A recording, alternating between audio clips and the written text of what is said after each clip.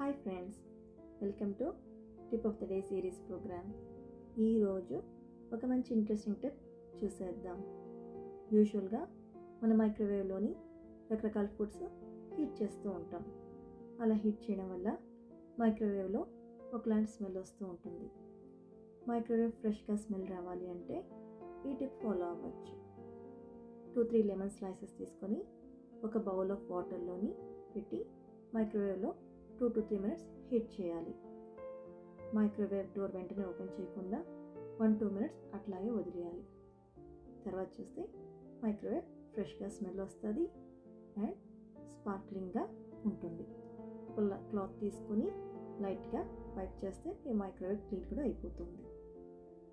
ఒకటి గుర్తుపెట్టుకోండి, మీరు ఏ బౌల్ అయితే వాటర్ ప్లేస్ చేస్తారో ఆ బౌల్ మైక్రోవేవ్ బౌల్ అయి ఉండాలి. వేరే ఏ బౌల్స్ ప్లేస్ చేయకండి. మైక్రోవేవ్ బౌల్స్లో 2-3 స్లైసెస్ లెమన్ పెట్టి ప్లేస్ చేయడమే, అంతే. దీనివల్ల మీ మైక్రోవేవ్ ఫ్రెష్గా మంచి స్మెల్ వస్తూ స్పార్క్లింగ్ క్లీన్గా ఉంటుంది. మీకు ఈ టిప్ నచ్చిందని అనుకుంటున్నాను.